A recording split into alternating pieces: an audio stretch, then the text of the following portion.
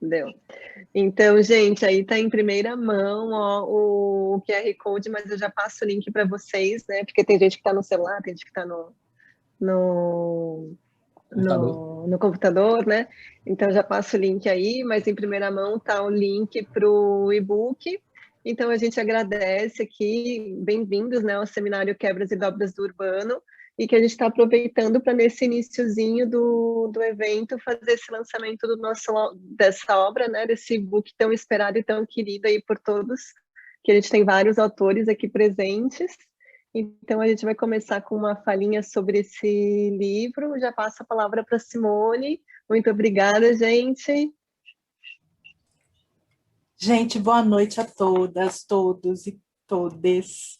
É com muita alegria que a gente está aqui hoje, nesse encontro, para a gente se rever, mesmo que de longe, para a gente fazer o lançamento desse livro, desse book. Então, eu queria muito agradecer, em primeiro lugar, ao Tiago Tavares das Neves, Tavares das Neves, a Fernanda Budag, pela tarefa compartilhada, né, por editar esse book. Foi com tantas idas e vindas, mas terminamos, né? A pandemia nos atravessou com suas perdas pessoais e coletivas, em maior de pessoas, de sentidos, de encontros, de abraços, que nos afetaram de maneira maior ou menor, mais próximas ou menos próximas. Mas a gente resolveu retomar o livro, que foi proposto lá em 2019, pela própria potência que a obra tem, né? pelo sentido que ela tem dos encontros, do fruto dos encontros pelo qual ela existe, né? Que é um grupo que tem muitos anos de troca, de compartilhamento, de produção coletiva do saber e do fazer. Então, esse GP da Intercom, Comunicação e Culturas Urbanas, foi fundado em 2005. Alguns dos coordenadores foram Silvia Helena Simões Borelli, fundadora e primeira coordenadora, Rose de Melo Rocha, Josimei Costa. Alguns dos vices foram Ricardo Ferreira Freitas, Maica Castellano. Eu fui coordenadora entre 2017 e 2020, agora a Fernanda e Tiago Tavares. Tiago também foi meu vice, com quem a gente trabalhou nos 2 últimos anos. Então, é muito importante lembrar todas essas pessoas, e além dos inúmeros colaboradores de pessoas que participam desse GP com a gente, os pareceristas, que vêm acompanhando e atuando junto conosco na tessitura desse GP. Né? O GP é fruto de tudo isso. Pensando no campo da comunicação, esse tema da comunicação urbana, ou dos estudos de comunicação e culturas urbanas, vem ganhando contornos mais nítidos, ainda que com preocupações e enfoques muito variados, há pelo menos 3 décadas. E acho que é preciso dizer que a gente dialoga aqui muito claramente no GP com as reflexões latino-americanas, nos trabalhos fundantes de Néstor Garcia Canclini, Beatriz Sarlo, Rosana Reguilho, que ressaltam essa articulação fundamental entre modo de vidas urbanos e a cultura e a comunicação. E, mais amplamente, em diálogo com os trabalhos de Armando Silva, Alejandra Vargas, Pátria Romã, Silvia Borelli e Ricardo Freitas, Rose de Melo Rocha, Janice Caiafa, mais recentemente, Michael Hertzmann, Cíntia Fernandes. E é sempre importante fazer um parênteses para algumas outras das nossas referências, que são aqui muito presentes, como os trabalhos de Walter Benjamin, Edgar Morin, Máximo Canevati e Jesus Martim Barbeiro, sobre o qual eu vou falar depois. Então, mesmo que tenha nuances variadas, há sempre essa preocupação por revelar as complexas relações entre cidades e suas vicissitudes, pautadas nas culturas midiáticas. Sonoridades, visualidades e afetos vão se colocando assim como vetores de comunicabilidade social no urbano. Nesse sentido, pensar a comunicação no urbano implica em atentar para esses trânsitos que ecoam e que escoam pelas vias urbanas, né? Ruas, praças, cabos, dispositivos móveis. E essa dimensão comunicativa do urbano, que não se refere apenas à presença das mídias na cidade, embora também, mas às formas de comunicabilidade nas configurações do próprio urbano. Então, todas essas práticas são resultado desse funcionamento relacional desses atores urbanos, nesse circuito de fluxos em que formas de circulação e comunicação afetam as maneiras de se mover, de se apropriar dos territórios, dos espaços, afeta os planos urbanísticos, afeta as formas como produzimos experiências urbanas e as disputas pela cidade, as formas de praticar a cidade, como diria o Sertão. Eu passo para os meus queridos companheiros de edição de livro. Oi, gente. Boa tarde a todos e a todas e a todas. É um prazer estar aqui com vocês, estar vendo essa família Intercom aqui. É uma honra estar aqui com ex-orientadores, orientadores, supervisores, parceiros acadêmicos. É uma família isso aqui, né? Eu diria que esse GP e esse livro é uma rede capilarizada de conhecimento e de afeto. Eu acho que desde 2008 que eu faço parte desse GP, né, começando o mestrado até agora, ou seja, vai fazer 13 anos, né, que eu tenho acompanhado o GP e eu só tenho aprendido com ele. E nesse tempo, né, que eu tenho atravessado pelo GP de Culturas Urbanas, vários temas, né? Vários temas passaram por esse grupo de pesquisa, ainda passam, são permanentes, eu diria assim. E eu gostaria de falar aqui rapidamente alguns temas radicais, eu diria assim, para o nosso grupo de pesquisa em comunicação e culturas urbanas. E esses temas ainda aparecem no nosso livro, são temas que estão, inclusive, alguns estão no antigo livro, eu acredito que essa seja a segunda publicação do nosso grupo de pesquisa, Simone e Rose e Silvinha. Se eu estiver errado, me corrijam, mas eu acredito que essa é a nossa segunda publicação do grupo de pesquisa. E alguns temas que estão no outro livro também estão nesse, né? Como eu falei, são temas radicais, que ainda, como dizem na linguagem popular, né? Dá muito pano para manga. E, claro, né? Tema principal, comunicação. Não tem como não falar de comunicação no nosso GP. O consumo também, a questão do consumo, das redes de consumo, vários tipos de consumo, uma crítica ao consumo também, uma perspectiva antropológica do consumo e também da comunicação, né? Um tema muito forte também é a questão da juventude. Eu acho que a juventude é um tema que vários professores aqui que estão aqui já estudam ainda. O pessoal da Claxo também, enfim. A urbanidade, o que é esse sentido urbano? Eu acho que é uma questão que o nosso grupo tenta responder, né? Vem tentado responder o que é esse sentido urbano, e esse sentido urbano sempre atravessado por outras disciplinas, por outras questões, um sentido urbano dilatado, eu diria, né? Assim como a comunicação, a tecnologia, não tem como a gente pensar esse sentido urbano ou essa cultura urbana sem a tecnologia, também. A questão também das sonoridades e da música é um tema muito presente no nosso GP. Até agora, ainda agora, né? Até agora que mesmo com outro GP de música, a gente ainda tem muitos trabalhos relacionados às sonoridades e à música. A questão da sociabilidade também, redes de sociabilidade, de socialidade, inclusive discussão sobre os dois termos tem atravessado o nosso GP, das corporalidades, do corpo, também a gente não pode esquecer. Festas, a questão das festas tem se discutido também. E eu acredito que um tema que tem aparecido no nosso grupo de pesquisa, e é um tema em emergência ultimamente no nosso grupo de pesquisa, é a questão de gênero. Do gênero, da comunicação, dos ativismos. Né? Isso tem aparecido bastante, inclusive é um dos tópicos do nosso livro lá, questão de gênero. E também, que eu não posso deixar de esquecer também, para finalizar, gente, outras metodologias, outras epistemes relacionadas ao contexto urbano. Eu acho que essa tem sido uma grande contribuição do nosso grupo de pesquisa. Metodologias que emergem, outros tipos de conhecimentos relacionados à cultura e à comunicação urbana também têm aparecido. E é isso, muito obrigado a todos que participaram. É uma honra estar participando aqui na organização disso tudo, do livro, do evento e de tudo. Obrigado. Passo a palavra para a Fernanda. Obrigada, Thiago. Obrigada, Simone. Para mim também é uma honra estar aqui junto de vocês. Aliás, obrigada, né, por me incorporarem aí na obra em andamento, porque eu acabei entrando com ela já em andamento, né? Os meus, então, co-organizadores, co-editores, né, já falaram bastante sobre o quanto essa obra representa todos esses 15 anos de preocupação, né, de dedicação às questões comunicacionais e da cultura urbana, né? Então a obra tenta representar mesmo o que o grupo vem fazendo e com tanta excelência.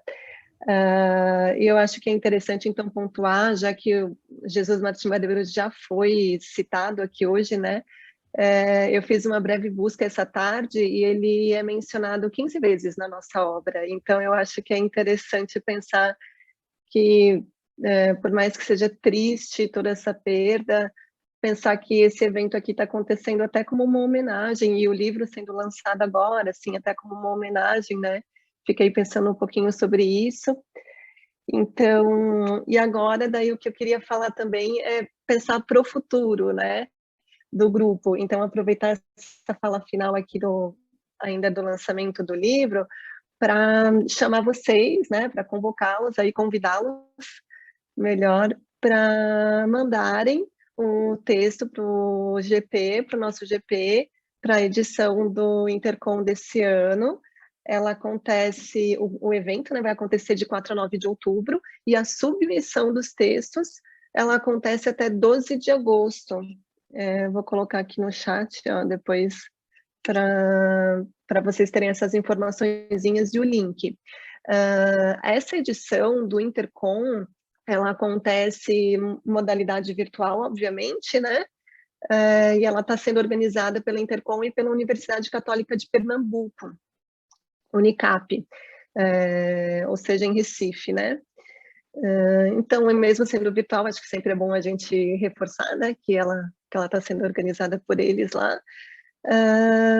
E aí também aproveitar e fazer um teaser para vocês. Deixa eu só interromper aqui e mostrar para vocês uma informaçãozinha. A gente vai ainda formalizar isso daqui, né? Mas para vocês terem já essa informação em primeira mão, deixa eu pegar aqui.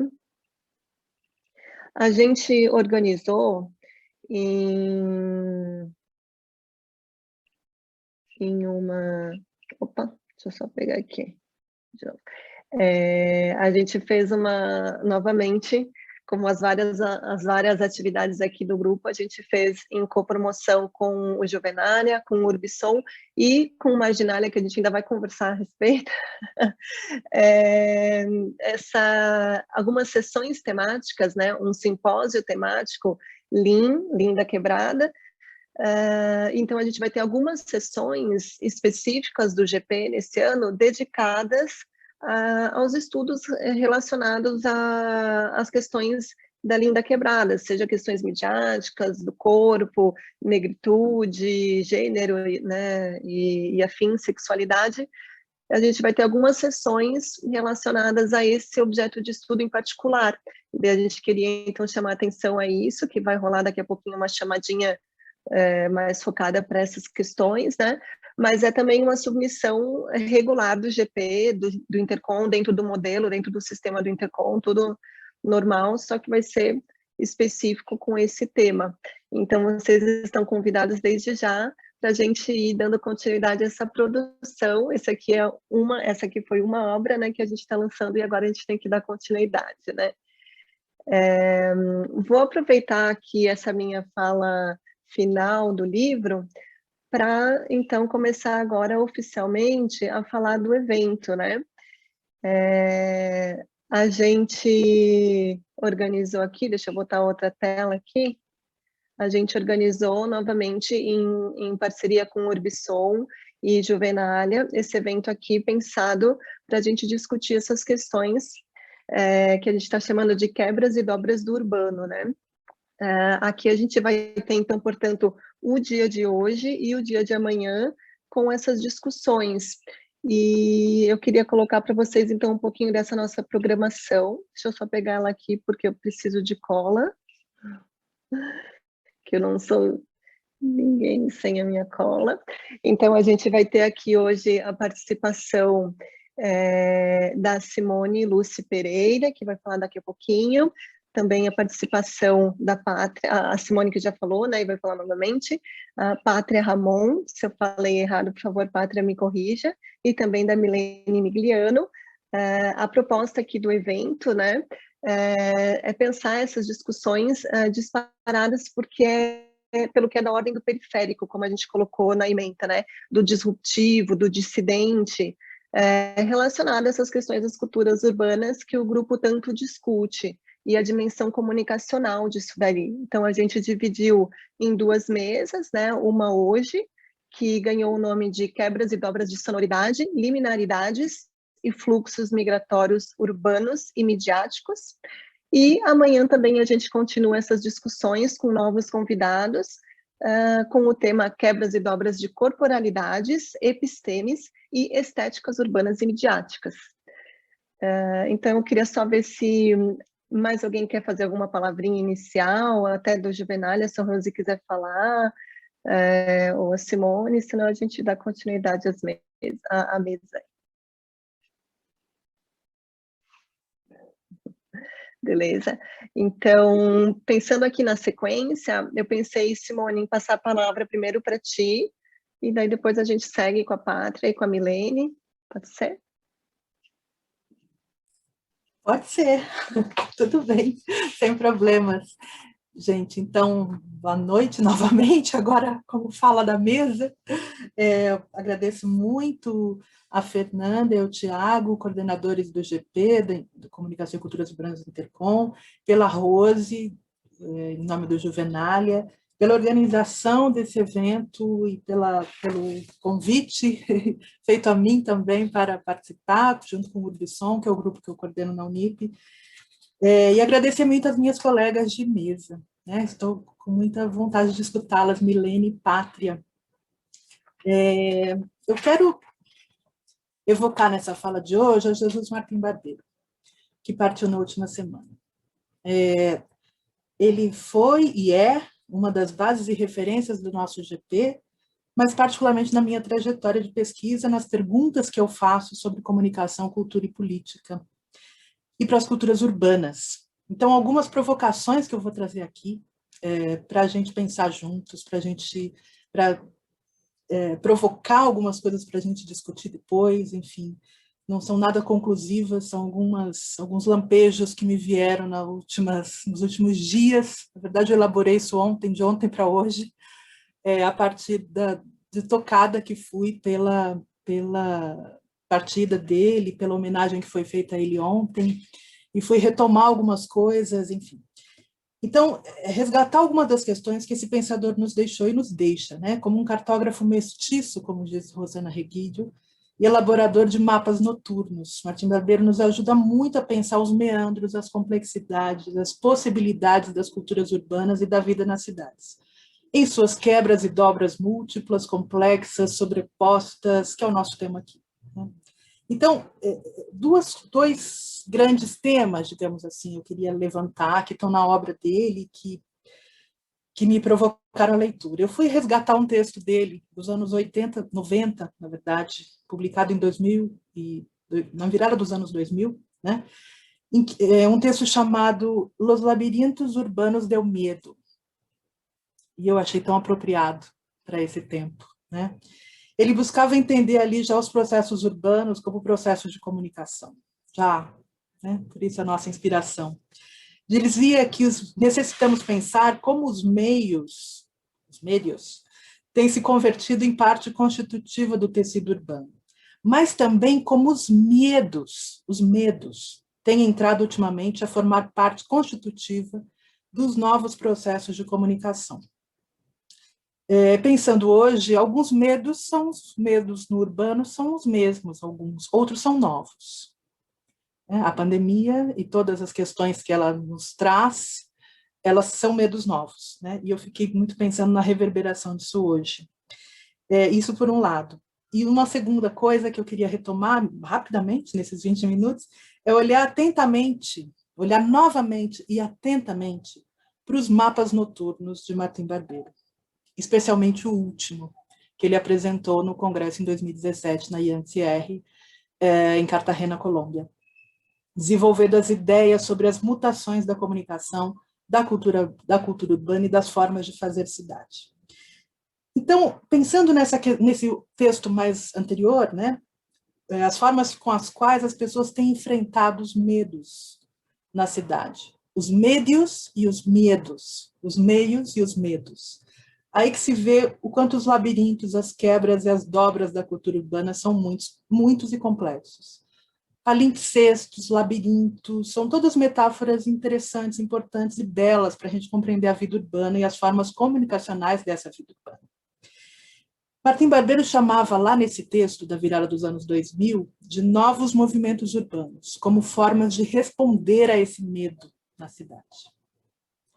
Esses movimentos se constituem, ao mesmo tempo, a partir da experiência cotidiana do desencontro entre demandas sociais e institucionais políticas e a partir da defesa de identidades coletivas e de formas próprias de comunicação dessas identidades coletivas, disruptivas.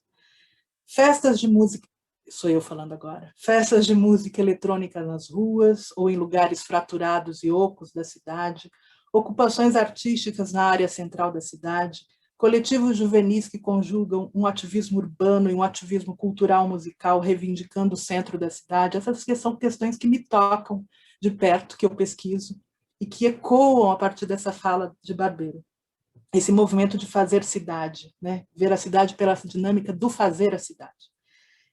E, segundo Barbeiro, da sua maneira, esses movimentos ativismos que abordam o étnico, racial, questões regionais, feministas, ecológicas, juvenis, de artistas, de grupos LGBTQIA+, vão dando forma a tudo aquilo que uma racionalidade política que se acreditava onicompreensiva da conflitividade social não está sendo capaz de representar hoje. Mobilizando identidades, subjetividades e imaginários coletivos em formação e superando dicotomias varridas pelas dinâmicas da transnacionalização econômica e desterritorialização cultural, esses novos movimentos, ativismos urbanos estão superando o político no sentido tradicional. Portanto, novos sentidos do político nos usos da cidade, e da política e do político, nos usos da cidade, nas formas de encontrar e construir comunicabilidade na cidade, entre os sujeitos e outros sujeitos, e entre os sujeitos e a própria cidade, entre fixos e fluxos, para lembrar de Milton Santos. Dizia Martim Barbeiro que essa reordenação do político se dá em termos culturais. Os novos movimentos urbanos, dizia ele, fazem o descobrimento das dimensões culturais da política, do político como âmbito de produção do sentido do social, em que se faz possível a negação de interesses e diferenças. O que ele chamava de novos movimentos urbanos enfrentam a cidade feita de fluxos e informações, com uma forte dinâmica de reterritorialização das lutas, das causas, das demandas, dos pertencimentos, e do redescobrimento dos territórios como espaços vitais para a cultura.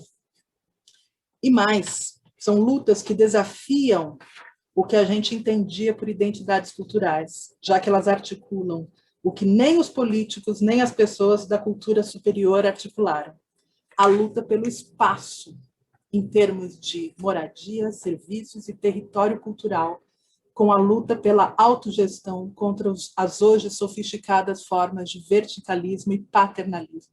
É tão atual tudo isso, né? É absolutamente atual. Então, ao descobrir a relação entre política e cultura na cidade, descobrem a diferença e a produção da diferença na cidade. Diferença, não diversidade no sentido multiculturalista vazio e complacente, da tolerância, mas a produção da diferença na cidade, como espaço de aprofundamento da democracia e das novas formas de gestão da vida, da cidade, da cultura e da vida em comum. Enfim, podendo esboçar novas formas de vencer o medo na vida pós-pandemia. Eu venho acompanhando de perto alguns desses movimentos na minha pesquisa atual, financiado pelo CNPq em forma de bolsa de produtividade em pesquisa. Entre ruas e redes, ruas materiais e digitais, formas de convivialidade e comunicação nessas esferas que vão se complementando. Uma delas, podemos citar, é uma conferência livre e popular de movimentos culturais da cidade de São Paulo, que eu tenho acompanhado de perto, que é uma conferência que aconteceu em maio, abril-maio, e partiu dos próprios movimentos em rede, artistas e trabalhadores da cultura, em formas de reuniões e organizações setoriais e intersetoriais da cultura e da arte, e territoriais e interterritoriais na cidade, esboçando sentidos de cidade, de ativismo urbano, que me parecem muito interessantes e que apontam para possibilidades. Lutas que vêm dessa conferência, né, é uma luta que vem de maneira conjunta desde 2016, principalmente, pela implantação do Plano Municipal de Cultura na cidade de São Paulo, aliado ao Plano Nacional de Cultura. Mas o ano de 2020 foi de destruição. A situação precária ocasionada pela pandemia levou a novas organizações, novas pautas, novas redes de luta, que eu não vou explorar aqui, fica para uma próxima vez, talvez no Congresso da Intercoit fale mais disso. Ou ainda as ocupações por moradia e ocupações artísticas na área central da cidade. São exemplos dessas formas, desses movimentos urbanos que Martim Barbeiro evocava já há vários anos, que tem na arte e na cultura uma mediação importante. Sejam em ocupações como a Prestes Maia, em que a rede de artistas e produtores culturais ali atuaram junto aos moradores, criando uma grande rede na cidade, seja em ocupações como a Ouvidor, que são protagonizadas pelos próprios artistas. Luta por moradia e espaços mais democráticos e não institucionalizados de arte na cidade, que vão se conjugando nisso. Essa era uma primeira lembrança que eu queria trazer do Martim Barbeiro. Uma segunda é esse mapa. Ai, será que eu consigo compartilhar? Só um mapinha para a gente poder ver. Vocês estão vendo? Bom, esse mapa está presente nesse texto especificamente do Omar Rincon, que está na revista Matrizes, mas também num texto da professora Maria Imaculata Vassalo Lopes, também nessa mesma edição da revista, que foi um dossiê em homenagem aos 30 anos do livro Dos Meios às Mediações. Então, foi apresentado esse mapa pelo próprio Barbeiro em 2017, num congresso, de maneira oral, e com alguns escritos. Então, é um olhar detido que a gente pode fazer para a amplificação dos modos de comunicar, sentir e experimentar a vida, a comunicação e a cultura. Podemos pensar nas redes, nos games, nas plataformas, no capitalismo de plataformas, que estão aí apontados, né? Para essas vicissitudes estão aí apontadas.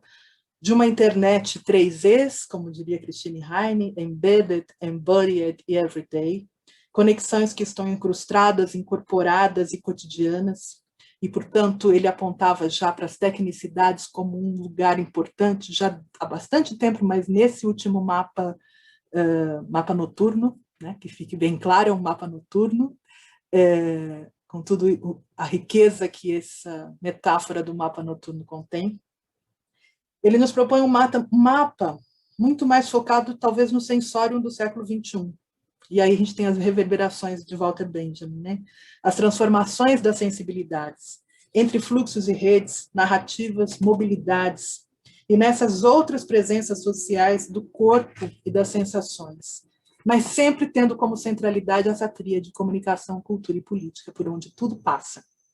Outras tensões aí parecem estar em jogo, a do fluxo, essa que é instável e diversa, que ocorre entre o sentir e as sensações, as técnicas que a sociedade projeta para sentir. Diz Omar Rincon, nesse texto, entre as tensões e ambiguidades que se dão entre as redes e os relatos industriais e as identidades e cidadanias, a do olhar ao cidadão e as identidades como reservatórios de resistência e potência de existir de outros modos, da política como tática para obscurecer as notáveis transparências das redes, dos meios e das tecnocracias. Tempos e espaços, temporalidades e espacialidades também se apresentam aí como um eixo fundamental. Talvez tempos e espaços em crise e em novas formas de articulação. Parece que essa tensão indica que o tempo e o espaço já não são o que costumavam ser. Parece que tem um investimento teórico importante que fica como apontamento, dado as mediações da tecnicidade e da sensorialidade. Essas tecnicidades implicam hoje uma reconfiguração dessa sensorialidade aliada à socialidade, aliada a essa teoria do sensível e da sensibilidade, para pensar essa vida urbana e para pensar essas quebras e dobras. Podemos aí pensar num diálogo com Jacques Rancière e as partilhas sensíveis e os dissensos, e a noção de estética, né? Que não está circunscrita ao âmbito artístico, mas é uma concepção de estética alargada, aliada a uma reflexão vinculada aos muitos distintos regimes de sensibilidades que coexistem numa sociedade, numa cidade. E aí entram as formas de socialidade na cidade, socialidade articulada às sensibilidades e à partilha do sensível, que a gente tanto busca compreender, que vão revelando traços, costuras e possibilidades das diferentes experiências com o sensível, ou com as formas de partilhar o sensível. Partilhar o sensível, o político, o urbano e as suas disputas. Enfim, termino pensando: identidades, subjetividades, citadinidades, urbanidades, sensibilidades, socialidades, em suas quebras e dobras no urbano. Suas construções passam pelas ideias éticas e utopias políticas e dos imaginários coletivos. A cidade que se quer, que se imagina no pós-pandemia, e isso está em pauta agora. Como que isso vai ser gerido? Por nós coletivamente ou pelos poderes informacionais em aliança com o mercado e o Estado? Novas formas de interagir, viver a cidade, construir urbanidades, direito à cidade em outras formas, direito ao pertencimento à cidade, direito ao fazer cidade. Interações e criações de espaços coletivos estão sendo e ainda serão inventadas. Como eu já disse em outro evento que a gente organizou em agosto, Urbanidades Indoor, eu falava, o pós-pandemia é já, é agora. Se faz já. Ele já deve estar em construção, em invenção, em imaginação potente e em latência, em emergência. Cidade e vida urbana parecem ser um dos centros dessa disputa. Então, parece que já era interessante a gente ir percebendo, isso eu estou falando para mim também, captar os sentidos partilhados nessa pandemia. Os imaginários de cidade, vida em comum, convivialidades, maneiras de resistir, de reexistir, reinventar a citadinidade, a urbanidade e as interações e pulsações da vida urbana. Como elas podem reverberar em outras formas do viver urbano? Ir percebendo desde já, talvez, os focos, os pontos, os lampejos, os fluxos em devir, em latência, em composição, nessas quebras e dobras do urbano que aqui nos interessam particularmente. Táticas para um reencantamento do viver junto na cidade pós-pandêmica, em espaços coletivos, e aqui espaços coletivos não como sinônimo, na verdade como um avanço em relação à ideia de espaço público tradicional do mundo moderno, né? Então, táticas para esse reencantamento do viver junto em espaços coletivos e na experiência da alteridade. Enfim, eu agradeço e termino por aqui. Obrigada, Simone. Eu coloquei aí no chat o currículo da Simone, a biografia, a mini bio da Simone, porque como ela tinha falado, eu acabei esquecendo de apresentá-la, né, gente? Mas eu acho justo eu apresentá-la e depois eu passo a palavra para a Pátria. Então, gente, a Simone, né, como muitos de vocês já conhecem, ela é professora titular do PPG com Unip, onde ela também lidera o grupo de pesquisa do CNPq Urbissom, que também é um dos que está promovendo aqui o evento, pesquisadora também do GT Claxo Infâncias e Juventudes, é bolsista, produtividade em pesquisa CNPq, estudando práticas musicais midiáticas na região central de São Paulo, que até atravessou um pouco da fala dela, né? Doutora em Ciências Sociais pela PUC São Paulo, fez estágios pós-doutoral em Música na Unirio, em Comunicação na UFRJ, e em Ciências Sociais, Niñez e Juventude na Claxo. É coordenadora do GP, Comunicação e Culturas Urbanas da Intercom, e vice-presidente, era, né, desculpa, não atualizamos, e da IASPM LA, não sei como é que se fala, Simone. Agora, então, eu vou passar a palavra para a Pátria, mas deixa eu só fazer uma observaçãozinha que eu acabei esquecendo de dizer. A dinâmica aqui da noite, né, dessa noite e de amanhã. a gente vai fazer da seguinte forma, ó, a gente está abrindo para a palavra dos nossos convidados e depois a gente abre para perguntas, então vocês podem ir passando, colocando no chat perguntas, ou então ao final mesmo a gente abre para vocês colocarem as perguntas pelo microfone também, tá, gente? Então agora eu vou apresentar nossa segunda convidada, a Pátria Ramon. Ela é especialista em Sociologia e Comunicação, com interesse em comunicação urbana, economias migratórias e étnicas e regeneração urbana. A sua pesquisa se enquadra em teorias de globalização, cidades, lugar e identidade, principalmente por meio de pesquisas etnográficas, com latino-americanos em Londres, que é onde ela está atualmente, né? Aliás, como eu adiantei ali no início, né, ela está em Londres, então ali já são quase 11 horas da noite. Sua pesquisa atual interroga o impacto da regeneração urbana e das estruturas de política de planejamento urbano para as economias migrantes e étnicas em Londres. Ela é autora de 2 livros que ela coloca aqui, The Making of Latin London, Salsa Music, Place and Identity, de 99, e também coautora de uma outra obra que é Narratives of Migration, Relocation and Belonging, Latin Americans in London. Pátria, então, passo a palavra para você. Muito obrigada novamente. Sí, muchas gracias por la invitación. Voy a presentar en español si no les molesta, porque no sé portugués, lo entiendo, pero no lo puedo hablar. Y para conveniencia voy a presentar,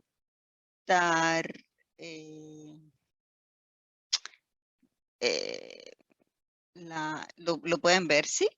Ok. Sí. Lo tengo en diapositiva, bueno, en el PowerPoint, para que lo puedan, así, mucho mejor, ¿sí? Ok, perfecto. Ok, bueno, yo un poco, bueno, siguiendo lo que Simone dice, aunque ubicada en Londres y radicada en Londres desde hace mucho tiempo, vengo trabajando el tema de latinoamericanos en Londres y latinoamericanos en la diáspora desde hace mucho tiempo. Y sin embargo, una de las características de mi trabajo es que yo vengo de una tradición y una herencia de formación académica latinoamericana y del pensamiento de comunicación y ciudad en América Latina. Tal como lo menciona Simone, pensadores como Martín Barbero, Rosana Reguillo, Sarlo, ¿no? Han sido muy han sido como que muy significativos en mi formación y es un tipo de pensamiento que incorporo acá en Londres. En Londres lo que es comunicación urbana, como en Estados Unidos, se enfoca un poco más dentro de lo que son tecnologías urbanas, los smart cities y eso. Un poco ahora está tomando un auge el tipo de comunicación urbana cultural, pero vengo mucho tiempo trabajando esto dentro de lo que es un vacío, de lo que en América Latina por mucho tiempo veníamos trabajando, ¿no? Y es como conozco, ¿no? El trabajo de muchos de ustedes en este grupo y de otras organizaciones. Yo me voy a centrar un poco en un trabajo que he venido haciendo con Jessica Retis, que también forma parte del grupo de comunicación y ciudad de ALAIC. Y hace poco pues lanzamos este libro y un poco el libro trabaja todo lo que son experiencias migratorias y formaciones diaspóricas de lo que son latinoamericanos en Londres. Nosotros trabajamos mucho lo que son lazos de solidaridad, pero también de conflicto y de luchas en lo que son manifestaciones en espacios urbanos.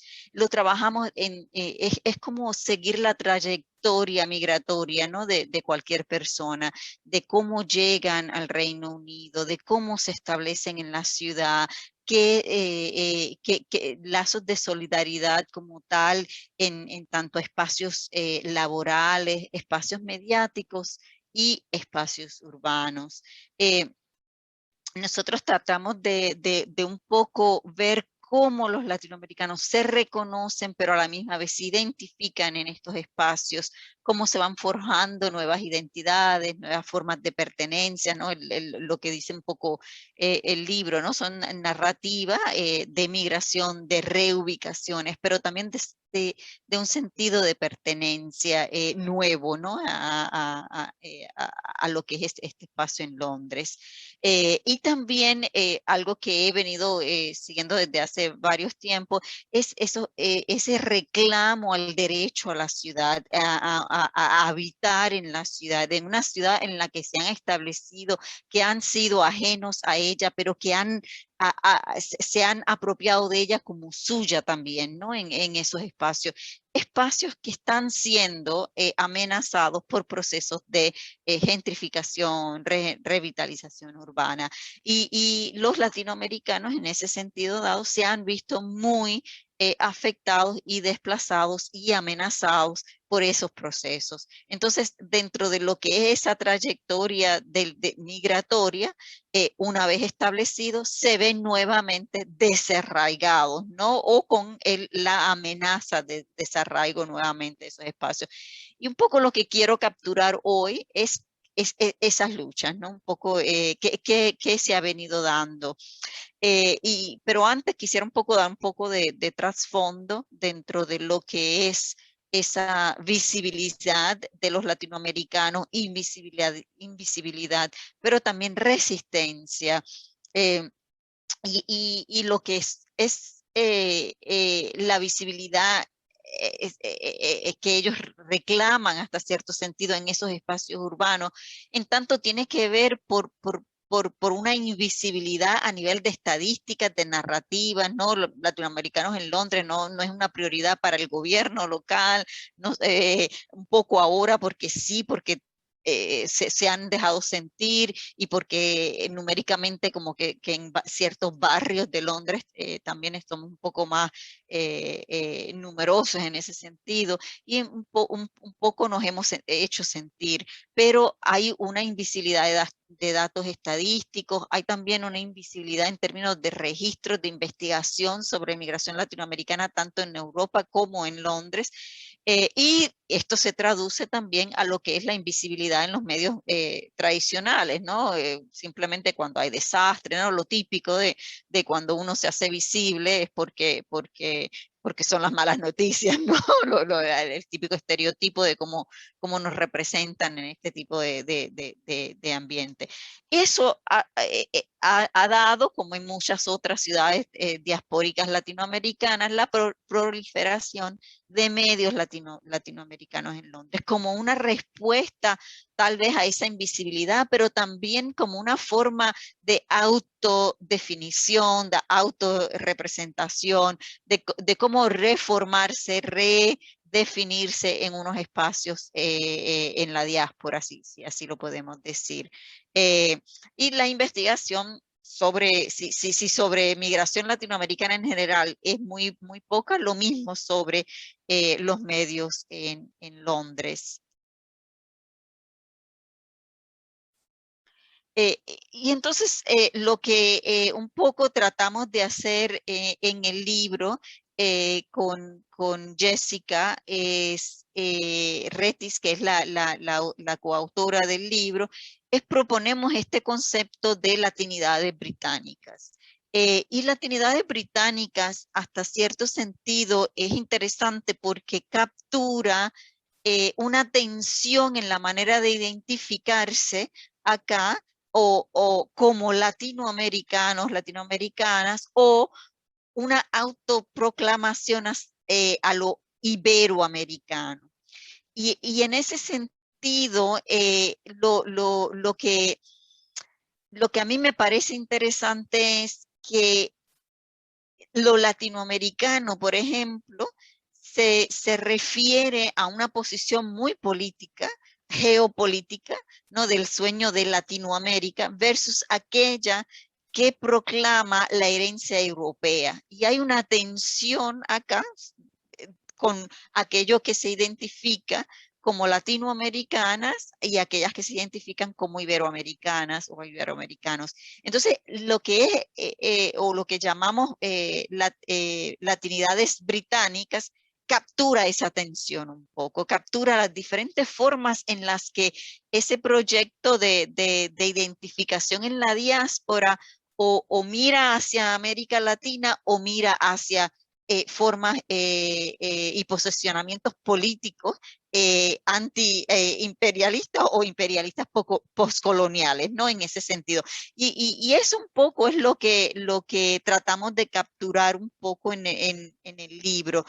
Son identificaciones muy complejas, a veces son posiciones muy estratégicas. Lo iberoamericano nos hace sentir parte de un número mayor porque incluye españoles, incluye portugueses, por ejemplo, y otro tipo de nacionalidades que el concepto de latinoamericano no. Sin embargo, el concepto de latinoamericano se arraiga en un concepto muy geopolítico que no incluye en el concepto Iberoamérica.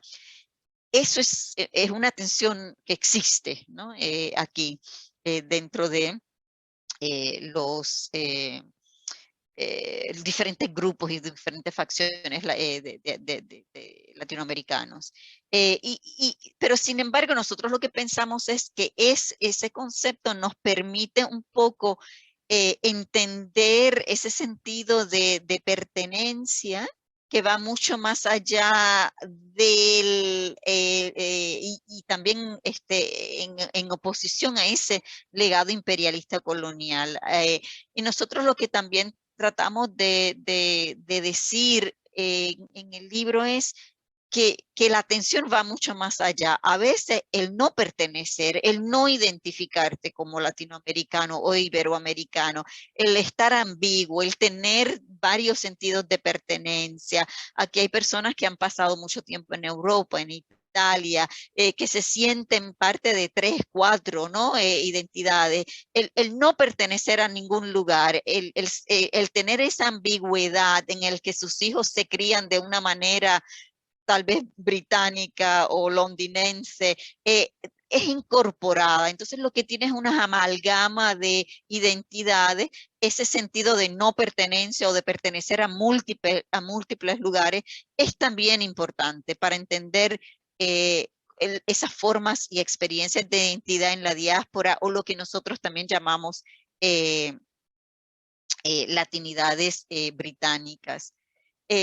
En Londres, un proceso que es el que yo he venido siguiendo es el proceso de revitalización urbana que viene dándose en barrios de Londres que son altamente desiguales a nivel económico, mucha riqueza, mucha pobreza y también de mucha diversidad étnica. Y uno de los argumentos que nosotros proponemos es que la gentrificación tiene un impacto negativo en grupos económicos en desventaja, pero también aquellos que se identifican como grupos migratorios étnicos en ese sentido. Y estos procesos vienen o son facilitados por el gobierno local, pero también por las inmobiliarias o los desarrolladores en el sector privado. Y es en este contexto de semi-privatización del espacio urbano que hubiera sido público, pero que se convierte en privatizado, en el que los latinoamericanos y en el que el valor del terreno no cobra sentido mayor, en el que el impacto negativo de esa revitalización se ha sentido en espacios latinoamericanos en Londres, y es de esta manera en que comienzan a activarse y también a desarrollar estrategias en contra de la gentrificación. Y es esto en lo que yo me quiero concentrar un poco hoy. Nosotros estudiamos un poco las estrategias de resistencia en las campañas locales y un poco también analizamos las redes mediáticas sociales y un poco aunque la presentación se enfoca un poco en ese tipo de presencia mediática en las redes sociales, esto es tan solo un eslabón en una cadena de luchas que no simplemente incluye los medios, ¿no? Incluye la protesta, incluye la participación en foros de planificación urbana y una plétora de prácticas urbanas que van más allá de la presencia mediática social en esa lucha por justicia tanto social como del espacio. Y un poco para dar un poco de contexto en términos de lo que está pasando en Londres, que también creo que se reproduce en muchas partes del mundo, ¿no? No simplemente en Londres. Aquí el terreno se le da un valor, o la parte geográfica de dónde es que estás ubicado, se ha explotado a nivel económico. Y entonces lo que tienes es una tensión entre lo que es el valor económico y la propiedad como un bien común. Entonces lo que encuentra es que los grupos migratorios o los grupos locales que se sienten amenazados por estos procesos se encuentran en una tensión ahí: o participamos del proceso o completamente lo rechazamos, o protestamos, o hacemos ambas. Y en ese sentido yo he venido estudiando esto desde hace mucho tiempo, y lo que vemos es que muchos grupos o participan a media o lo rechazan por completo porque se ha perdido la confianza, la fe en ese gobierno local, ¿no?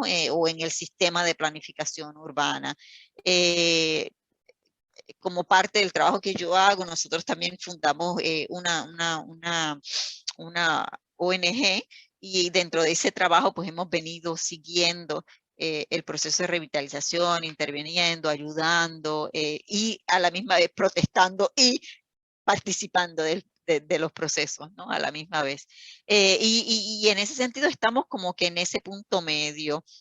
En el que participamos del proceso de planificación urbana, aunque de manera limitada, pero también participamos en protestas, reclamamos ese espacio urbano, y también de una forma creativa, que es una de las cosas que voy a enfatizar aquí, como nuestras formas culturales a través de la música, por ejemplo, la comida, las diferentes prácticas culturales, símbolos culturales, se llevan al escenario de la calle en la protesta para reclamar entonces nuestro derecho a la ciudad. Y se van forjando de esta manera un reclamo al derecho por la ciudad, pero un reclamo con unas matices latinoamericanas, si las queremos llamar así, ¿no? En ese sentido.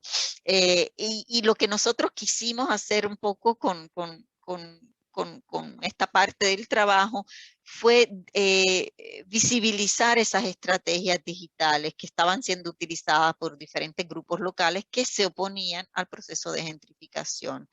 Y como también mencionamos, es un eslabón dentro de lo que es el derecho, ¿no?, a la ciudad y luchas por el derecho a la ciudad. Las redes sociales, en cierto sentido, proveen una oportunidad para la autogestión, para la representación, para comunicarnos de la manera en que queremos, ¿no?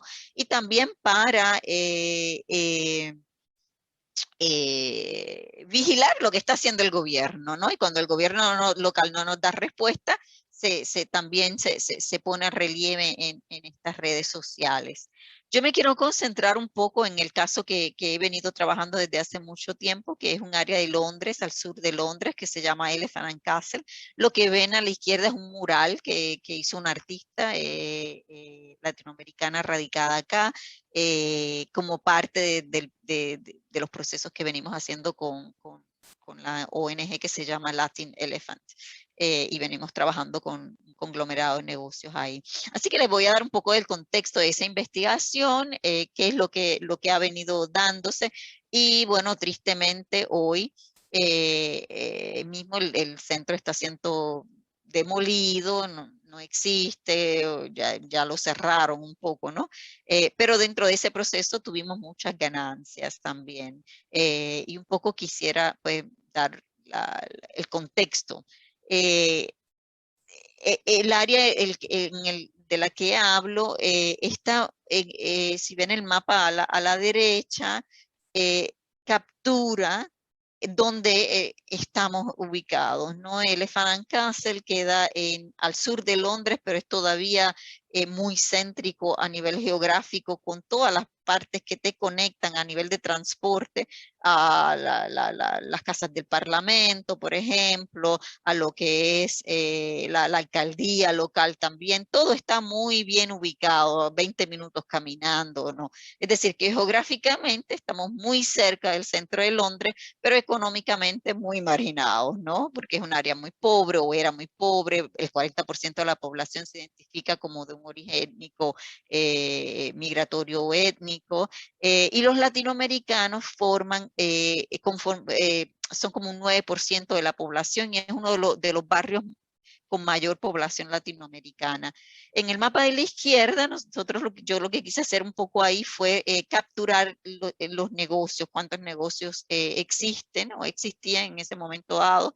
El centro comercial, que es lo que está acá en el centro, son como 4 conglomerados dentro de un área muy reducida.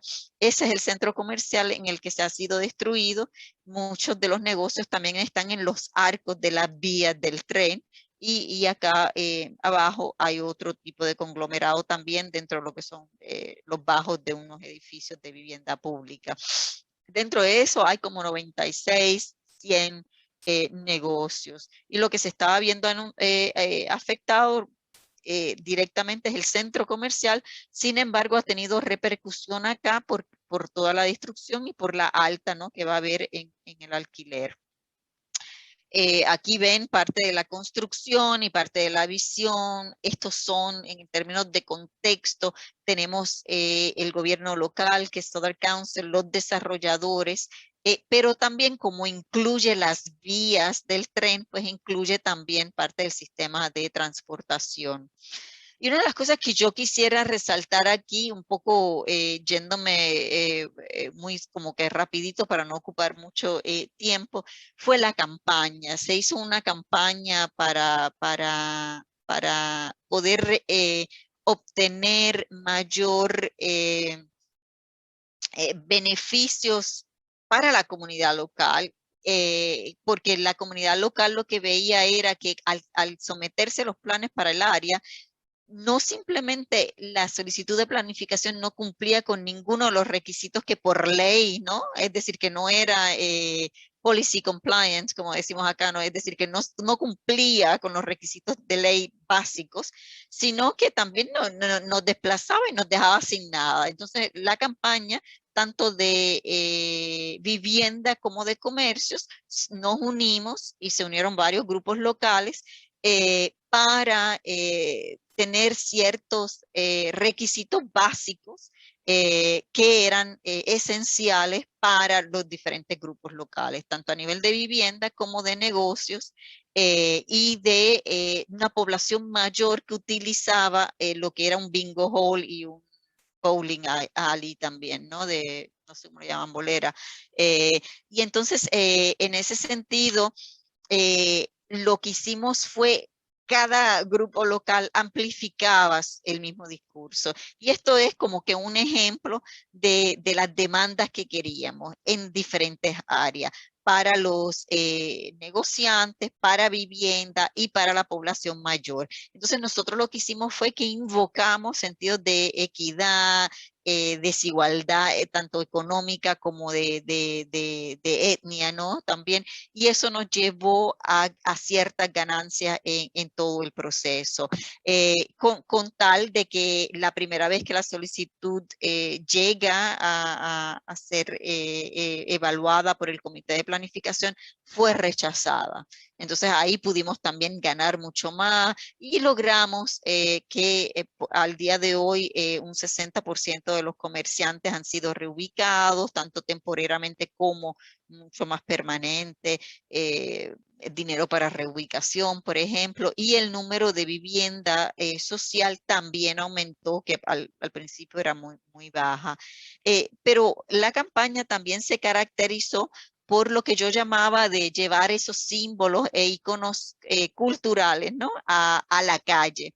Y este es en otro área de Londres que también se estaba viendo muy amenazada, que es al norte de Londres, pero con también otro conglomerado de negocios latinoamericanos. Y aquí la creatividad y la forma en que esto se llevó a la calle también fue muy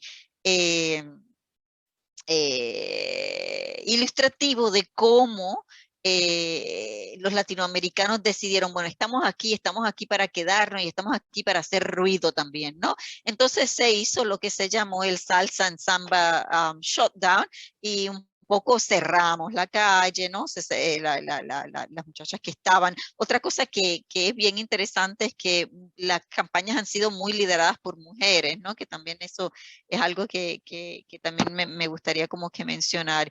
Y el Salsa Samba Shutdown fue una iniciativa muy bonita de ese otro barrio, en el que un poco abrazaban el edificio, en el que traían tambores, música, piñatas que los niños le daban y rompían en símbolo de lo que era el desarrollador, ¿no? Un poco. Y es decir, el sabor, la música de la protesta en la calle, ¿no? Latinoamericana. Y eso nos llevó a mí a un poco explorar esta noción de urbanismo latino, ¿no? ¿Qué es lo que está pasando? Bueno, si en un momento dado, al principio de los 90, yo un poco registré lo que era salsa, lugar, identidad y los primeros negocios latinos, y un poco era la añoranza a ese espacio latinoamericano, fuera Colombia, Perú, Ecuador, Brasil. En Londres, lo que ahora veíamos era que es nuestra forma de entonces apropiarnos de la calle de manera muy diferente, y entonces se arraiga una forma de urbanismo latino muy diferente a lo que fue a principios de los 90. Y aquí yo lo que quiero un poco resaltar es el papel de los medios sociales en estas campañas, pero también en retar a los gobiernos locales en invocar esta manera de urbanismo latino como una herramienta para oponerse a la revitalización y como una herramienta para reclamar el derecho a la ciudad. En ese sentido, ¿no? Y lo que un poco todo este proceso de revitalización urbana, del desplazamiento de nuestras comunidades, aún, ¿no? Un desplazamiento doble, como uno dice, lo que ha puesto al relieve son las desigualdades que existen, ¿no? Que existían en términos del derecho a la ciudad, el derecho a pertenecer, a sentirnos parte de, el derecho a decir no queremos que nos sigan expulsando, que nos sigan marginando en ese sentido. Y lo que ha provocado es un sentido de solidaridad con otros grupos, que no necesariamente son latinoamericanos, pero que todos somos parte de los mismos procesos. Entonces lo que se ha visto es esa noción, ¿no? de solidaridad. Y bueno, lo dejo aquí un poco para no extenderme mucho, pero espero que le haya dejado un poco el sabor de lo que es esa formación de un un urbanismo latino y formaciones diaspóricas en Londres. Lo dejo acá. Gracias. Muitíssimo obrigada, Pátria. Muito bom saber da tua pesquisa, palmas. Tem o recurso das palminhas aqui também, né? Muito obrigada, Pátria. Já a gente abre aí para perguntas. Vou passar agora, então, a palavra para a Milene, vou apresentá-la antes. A nossa terceira convidada é a Milene Migliano. Falando um pouquinho aqui da Milene, ela é pós-doutoranda no grupo de pesquisa Juvenália, do PPG com ESPM, né, coordenado pela professora Rose de Melo Rocha, é doutora em Arquitetura e Urbanismo pelo PPGAU, acho que se fala assim, da UFBA, mestre em Comunicação e Sociabilidade Contemporânea pelo PPG-Com da UFMG, e jornalista em Formação Complementar em Cinema, também na UFMG. é pesquisadora também do Urbissom, coordenada pela professora Simone, né, que está aqui também. É pesquisadora também do Grupo de Estudos em Experiência Estética, Comunicação e Arte, da UFRB, e é pesquisadora do GT Infâncias e Juventudes da Claxo. Além disso, também falando um pouco de uma obra dela, é autora de Entre a Praça e a Internet, Outros Imaginários Políticos Possíveis na Praia da Estação, lançado em 2020 e disponível em formato e-book pela editora UFRB. Depois a gente pode botar o link aqui, né? Não. Bom, acho que é isso. Milene, então, eu passo a palavra para ti agora, por favor. Te achei aí. Obrigada. Obrigada, Fernanda. Obrigada, Thiago. Queria agradecer a todas, todos e todos que estão aqui nessa sala, essas 39 pessoas agora. Né? Eu queria começar agradecendo o convite de estar participando do seminário. Eu preparei um texto para não me perder muito, mas já dizendo que me perder é sempre uma predileção.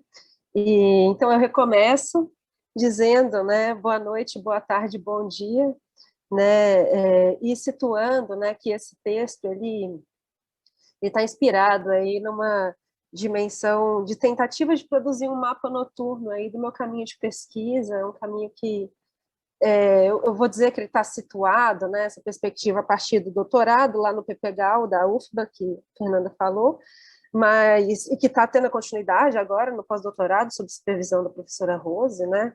Mas, na verdade, eu estava pensando aqui, escutando as apresentações das minhas colegas de mesa, a professora Simone e professora Pátria, e estou pensando que esse mapa ele está num percurso muito maior do que apenas esses dois espaços-tempo na minha vida acadêmica, né? Bom, então, a perspectiva é tomar consciência, né, desse lugar em que estamos e considerar os ganhos que temos em reconhecer a potência das liminaridades criativas enquanto um campo de conhecimento na pesquisa em comunicação e culturas urbanas.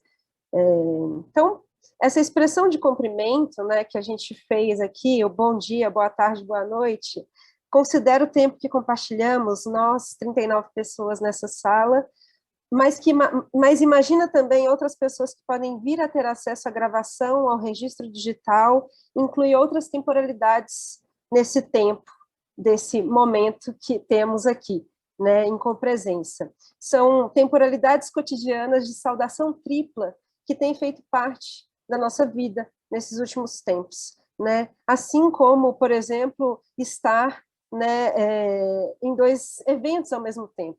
Né, são coisas que não existiam antes, né, e aí a gente parte desse reconhecimento de que vivemos um tempo de crise, né, esse tempo de mudanças profundas na vida social, que agora se desenrola em uma condição de entre tempos, entre espaços, entre territorialidades, entre narrativas e entre formas de narrar, apenas para iniciar o reconhecimento deste campo que vivemos na atualidade e pesquisamos ou podemos vir a pesquisar. A ideia do entre está relacionada ao entendimento de liminaridades, que encontra, primeiramente, como um atravessamento, linha de problematização no 5º Encontro Corposidade, realizado em 2016 pelo Laboratório Urbano, no Programa de Pós-Graduação de Arquitetura e Urbanismo e pelo Programa de Pós-Graduação em Dança da Universidade Federal da Bahia, em Salvador. Eu participei desse atravessamento, Liminaridades, que era coordenado pela professora Thaís Rosa, e naquela situação a gente compreendeu a liminaridade como sugestão de relações, passagens, transições. Dimensões espaciais, mas que também podem ser relacionadas ao tempo e que, naquele momento, se preocupavam com os agenciamentos que produziam nos gestos urbanos. A gente partiu do texto A Ponte à Porta, de Georg Simmel, que remete à ambiguidade do limiar, mistura dos lugares, do dentro, do fora, uma margem à outra, um lugar que não é lá nem aqui. Outra referência fundamental para a perspectiva das liminaridades, naquele tempo e hoje também, está nas obras Passagens e Ruas de Mão Única, de Walter Benjamin, onde ficam evidentes a dimensão constitutiva como zona de transição desse espaço urbano, social, cultural, mas também de detenção, que são as zonas limiares, né? Então, ele é um espaço de transição de passagem, mas também de detenção, né? As soleiras das portas nas casas que funcionavam como casas de prostituição na Paris do século XIX tinham toda uma condição de muita criatividade que nas formas de se comunicar que envolviam as pessoas que estavam por ali, já que muitas dessas casas de prostituição eram clandestinas e criavam, né, por exemplo, assovios para poder chamar os clientes para dentro ou para poder se determinar como uma casa de prostituição. O antropólogo Victor Tanner, que também é uma referência importante para a gente, né, quando em contato com os povos originários, descreve os ritos de passagem realizados em aldeia, naquelas comunidades, como espaços de liminaridades, de transe, de mistura, de indiscernibilidade, né? Um espaço de ebulição dos sentimentos, dos sentidos, dos corpos individuais, mas dos corpos coletivos, né? A ebulição era algo que atravessava todos aqueles corpos, né? Essa liminaridade estava ali, né? Ana Clara Torres Ribeiro não utiliza a palavra liminaridades nos seus escritos, mas disserta sobre essa perspectiva quando fala de brechas, fraturas e passagens, onde as urbanidades marginais edificam sua vida simbólica e material, né? Eu adiciono, né? As urbanidades dissidentes também.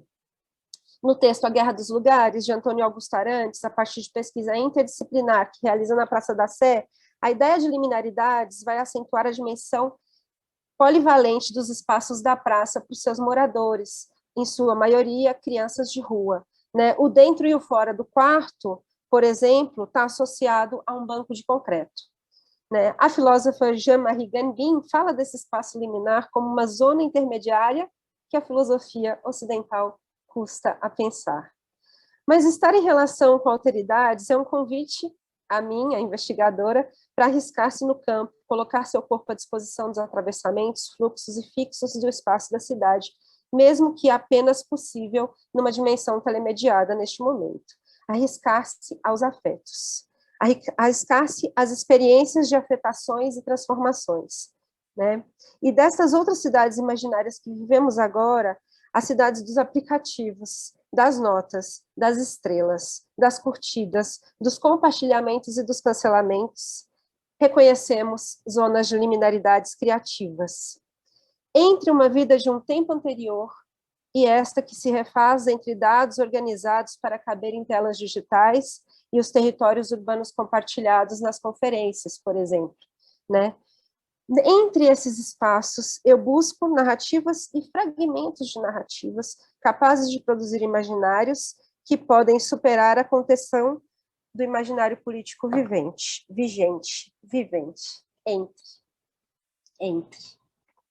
entre como um convite para adentrar a esse campo de relações, entre postagens, stories, comentários, trocas, lives, directs, vivências em espaços novos como Padlets, de trocas de fragmentos de imagem, de sentidos, né? Esse é um convite para adentrar o campo de relações sociais, culturais e comunicativas que se produz e que se está produzindo aqui.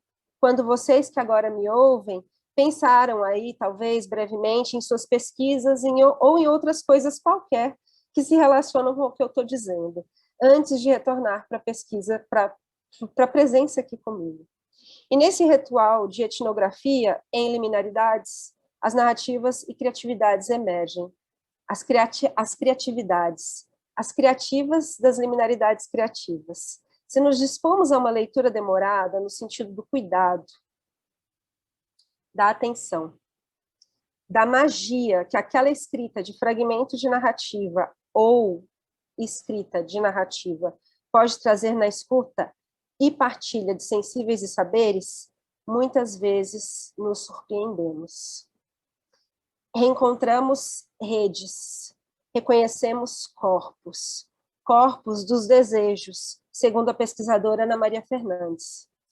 Entre arrepios na espinha, que eu acabei de sentir, o enrebocimento diante da câmera, que nos captura, e os rastros digitais que vamos deixando com o nosso IP pelas redes sociais e de comércio da World Wide Web, proponho desenvolver nessa investigação que eu estou aqui apresentando para vocês agora, né, as liminaridades criativas como uma política de presença.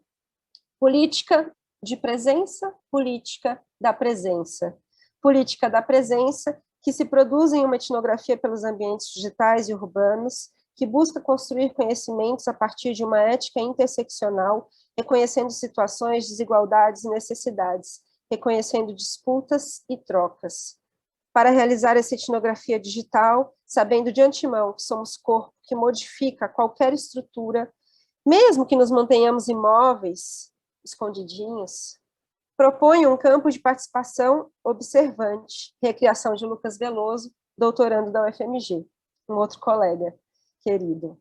E nesse campo, que no momento está debruçado no projeto da Medicina, criado por Morena Cardoso, que é o meu campo do pós-doutorado, que é um perfil, projeto transmediático entre redes e fluxos, buscam reconhecer as lutas contra o patriarcado.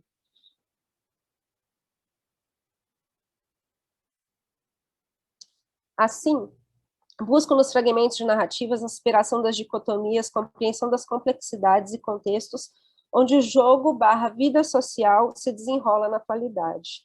Reconhecer o sonho, o imaginário e o desejo. Seguindo Paul B. Preciado e Ailton Krenak, seguir os sonhos para produzir um outro real. Implicar-se com a pesquisa, seguindo Rose de Mello Rocha. Perceber que a pesquisa não é um luxo, nem a poesia, como o professor Audre Lorde, e que é preciso ensinar para transgredir, como professa Bell Hooks. Produzir um pensamento crítico que não hesite em errar, como pontua Rancière nas desventuras do pensamento crítico. Que olhe para os traumas coloniais produzidos pela plantação, como enuncia Grada Quilomba. Busco, nas pesquisas, uma ética amorosa e não do medo, como Simone trouxe aqui, né? Uma ética não patriarcal, não colonial, não imperial, não racista, não fascista, não xenófoba, não sexista, não misógina, não controladora. Busca um posicionamento, então, transfeminista, que luta por todas essas causas e também pela emancipação sociotécnica. Outros mundos possíveis, sim, um mundo onde os ritmos e os algoritmos estejam em relação humanizada. Por que seria de outro jeito? Gratidão pela escuta, gente. Obrigada.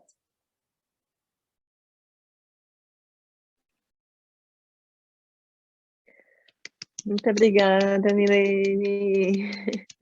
Obrigada, Milene, e também agradecendo novamente as duas participações anteriores. Bom, dado o avançado da hora, eu vou dar prioridade aos participantes a falarem, né? Só queria fazer aqui uma amarração, talvez, né, das 3 participações, como uma forma, talvez, até de disparar alguma discussão.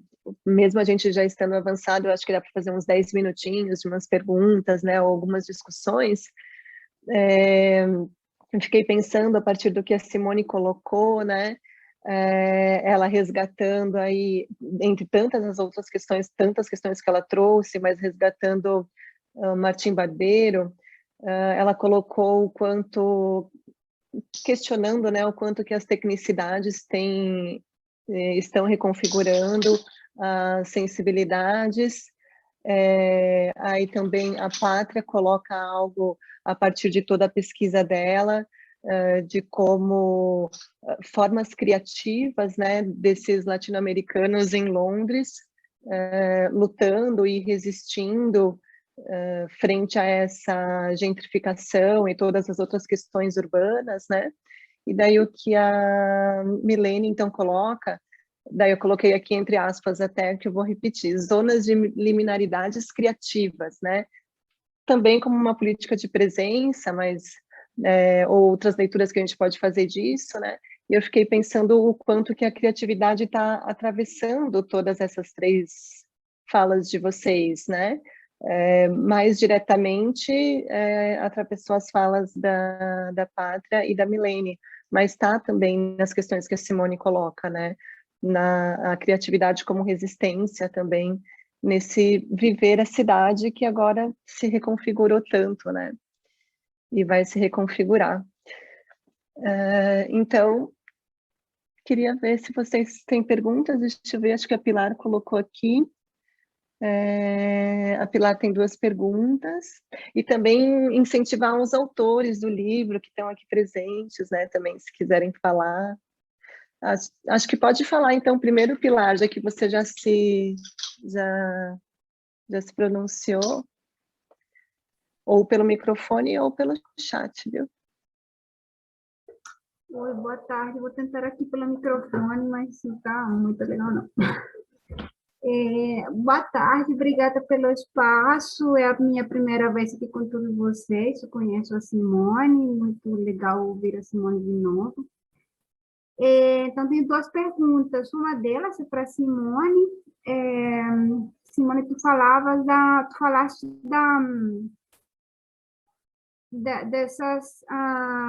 desses movimentos da rede de artistas em São Paulo, né, que vem acompanhando essas movimentações deles.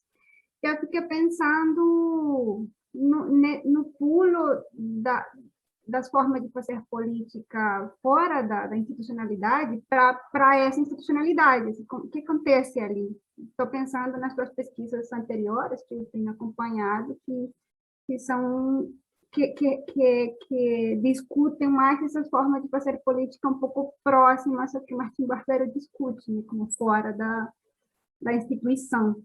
E agora, então, tu entra, assim, não sei se exatamente esse é o caso, mas parece que sim, que uma rede de artistas que está tentando estabelecer algum diálogo com as autoridades oficiais de São Paulo para ver como é que vai ser daqui para frente, né?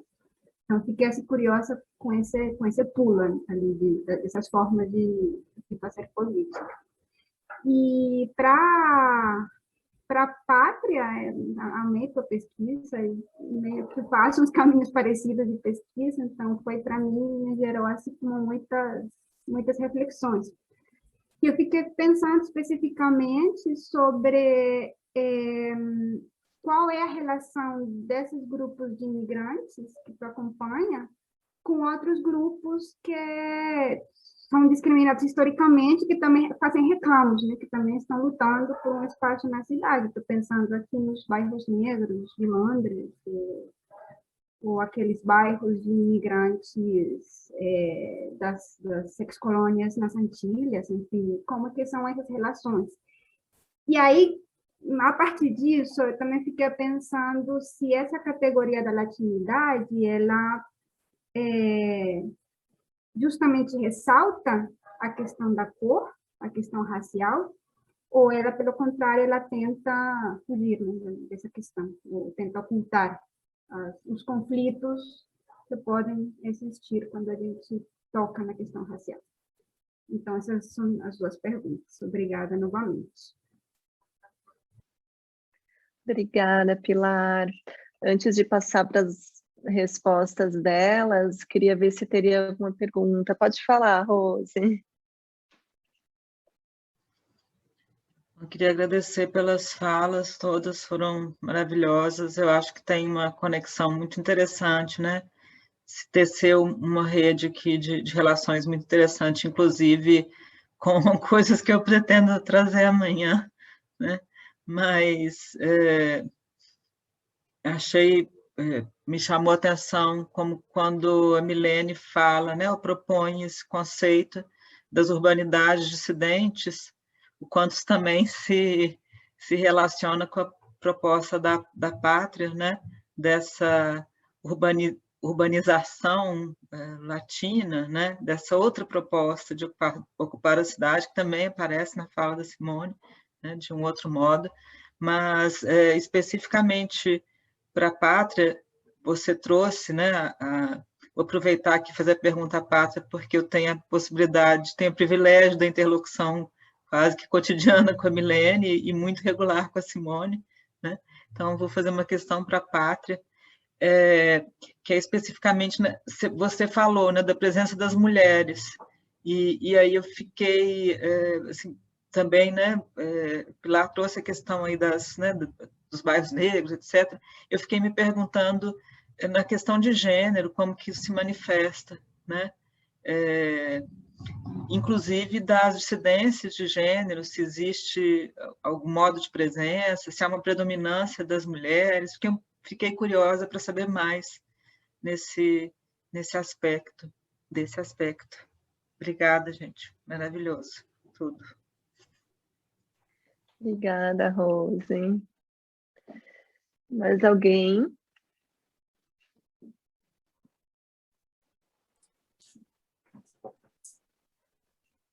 Eu vi que o Vitor escreveu aí sobre o artigo, né? Da Pilar. Mas é um artigo da Pilar. Mas, enfim, já fica aí como uma chamada de atenção. Eu acho que a gente pode passar para elas responderem, né?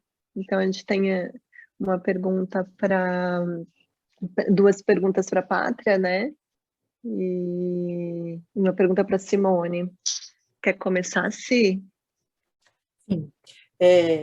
Eu levantei o dedinho aqui, acho que você não viu, perguntando, será que quem fala também pode perguntar? Pode perguntar, pergunta. Não, é um comentário, uma pergunta, uma curiosidade para a Pátria. Bom, eu acompanho seu trabalho há algum tempo, Pátria, você foi muito inspiradora para o meu trabalho sobre latinos aqui em São Paulo.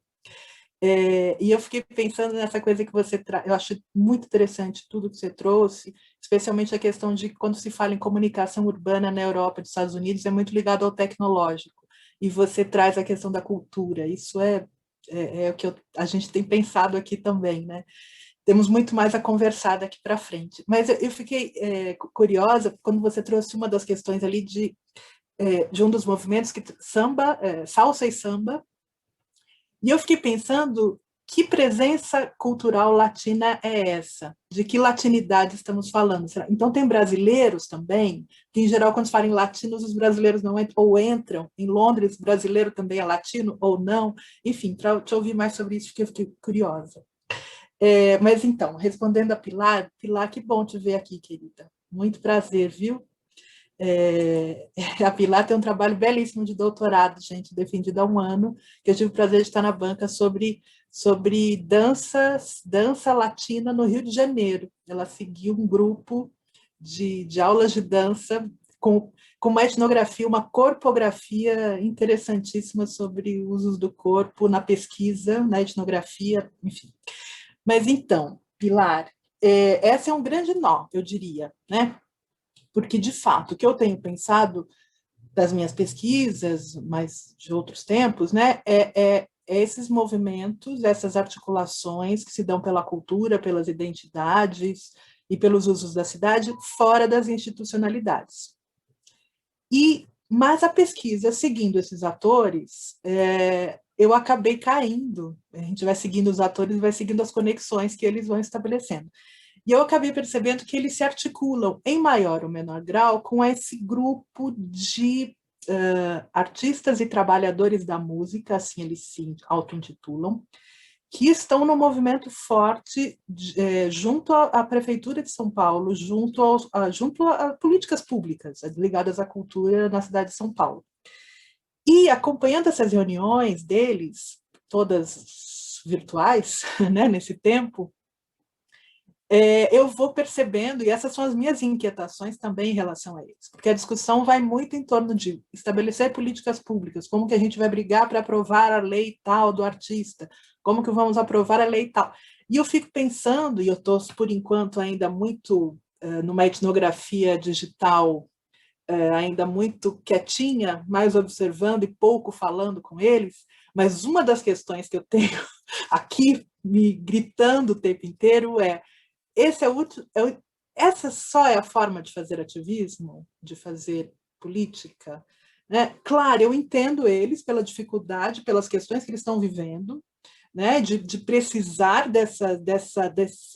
desses reclamos, como disse a Pátria, junto ao poder público, junto à Assembleia Legislativa, enfim, de conseguir coisas para sobrevivência, na verdade, né? Muitos estão em situação absolutamente precária.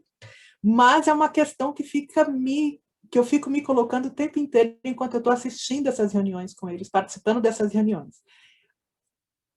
O que é o fazer político, afinal de contas, na cultura, né? Quer dizer, acho que uma coisa não exclui a outra, mas eu venho percebendo nesses grupos que eu estou analisando essa relação com as institucionalidades que são de encontrar e desencontrar, se aproximar e ficar mais de longe. Então, eu diria que você foi no ponto exato do que eu estou pensando agora. Muito perspicaz a tua consideração, porque é exatamente essa uma dúvida que está se colocando na minha pesquisa, né? Porque em tempos de precariedade, talvez uma das saídas de precariedade absurda como a gente está vivendo hoje no país, pandêmico, muitas vezes recorrer às institucionalidades é uma forma de conseguir coisas e conseguir ações mais efetivas. Mas é uma grande questão mesmo, para mim, nesse momento. Até que ponto pensar essas relações com as institucionalidades e nas formas do atuar político? Obrigada, Simone. Vou passar agora a palavra para a Pátria. Tem 3 perguntas aí para você, Pátria, por favor. Sí, gracias. Las voy tomando como en orden. También he leído uno que otro comentario y voy a reaccionar a ellos también un poco. No te escuchamos bien, Patria. ¿Me escuchas mejor ahora o no? Sí. Ah, ok, sí, ok. Que a veces, sí. Ok. Sí, voy a responder a las preguntas como en el orden. También he leído comentarios, así que voy a recoger algunos de ellos también. Una de las últimas cosas que yo comenté fue como las luchas de los latinoamericanos en contra de lo que es la gentrificación ha sido una forma de solidaridad con otros grupos, tanto migrantes como también lo que se le llama el urban poor o working poor, que es el trabajador que no puede ya tampoco vivir en Londres por lo caro que es, ¿no? Los servicios básicos, ¿no? Que también hay un sinnúmero de personas que se ven afectadas por esto, que van más allá de la etnia, ¿no? Que son grupos económicamente precarios, también que viven en una ciudad muy cara, donde el sueldo básico de un maestro, de un enfermero, no da para vivir, ¿no? En ese sentido. Entonces, sí se crean unos lazos de solidaridad con estos otros grupos, que son diferentes grupos que se definen por etnia, pero también por lazos económicos, ¿no? Por una precariedad en la ciudad. Y también que los latinoamericanos comparten estos espacios con otros grupos migrantes y étnicos. Cuando yo hablo de, que lo tenía, yo creo que en uno de los slides, BAME, Black, Asian, Minority, Ethnic, ¿no? Que son grupos negros, asiáticos y minorías étnicas que le llaman, ¿no? En ese sentido. Y esas relaciones se dan porque hay una lucha común. Entonces, todas esas diferencias como que un poco se evaporan, se unen con esa misma lucha común. Y ha creado unos lazos de solidaridad que van más allá de simplemente la comunidad latinoamericana. La organización de la que yo les hablé, de Latin Elephant, que es la que veníamos, Latin porque era con negociantes y comerciantes latinoamericanos, Elephant por la zona, los mismos grupos que estaban en la zona siendo afectadas y comerciantes que no eran latinoamericanos nos piden, ¿no? Ser incluidos. Es decir, que ahora pues Latin Elephant se ha convertido en la organización que defiende los derechos de todos los grupos migrantes y étnicos, que seguimos utilizando ese término porque es mucho más inclusivo, ¿no? Que simplemente latinoamericanos, ¿no?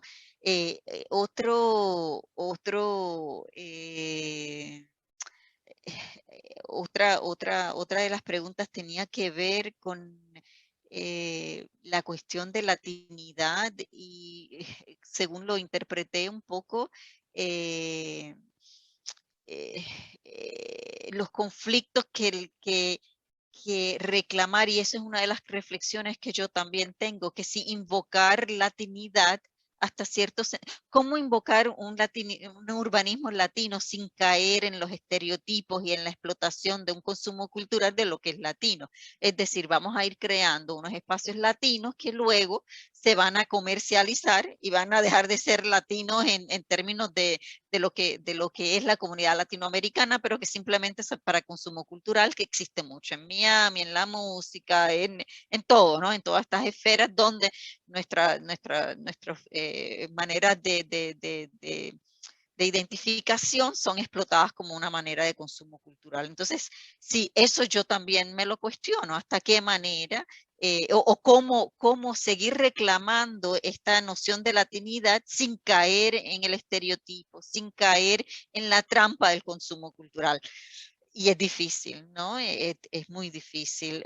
Por eso también la cuestión de la protesta, pues a mí me gustaba porque trabaja las dos, ¿no? Trabaja un poco, bueno, explotamos la cultura, pero para nuestro bienestar, es decir, los flyers, los panfletitos que circulaban a veces con la forma de la empanada y protestamos, sí, porque eso es lo que nos define. Entonces, es como un acierto a la identidad, pero para la protesta, ¿no? Entonces, eso como que también me parecía que era una reivindicación, pero se corre el riesgo de que otros lo utilicen, pero no dentro de la misma manera que uno quiere. Y eso sí, también me lo preguntaba muchísimo. La cuestión de género en términos de los negocios, que fue otra de las preguntas también, en términos de los comerciantes, es una población donde la mujer domina, tanto como compañera, ¿no? Donde con su marido, su compañero corren el negocio, o como autoempleadas también.